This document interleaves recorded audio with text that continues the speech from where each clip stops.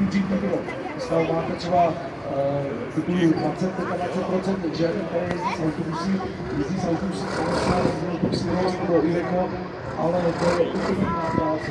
Představte si to, že se vyrazíte na český trh, to takový, která má sice posilovače řízení, ale to posilovač do výběru, která může fungovat a jízda autobusem a jízda tím soutěžním speciálem stále ručně vynákají, protože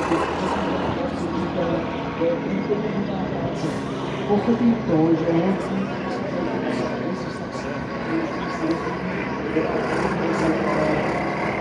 když se objeví ve startovním boli český dománou holka, která tam byla v 813.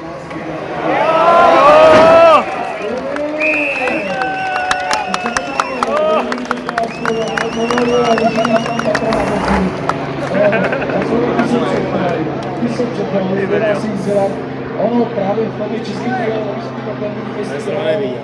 jednou je ta posádka na špici a jednou se válí na boku a to se právě v té posádce povedlo. A jak jsme ty šestce tak včera bavili. Si myslím, že jste to spolu a Fred asi chtěl. Chtěla jet k tomu, vycouvnout a pak zatočit za až budu se představit, že je řádně oceníte.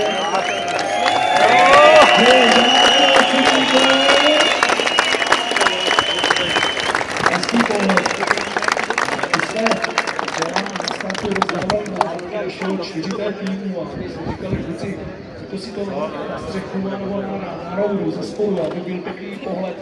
A říká, že ti byl očel, ta Tatra nebude ležet na boku, ale leží na boku, výborně, výborně.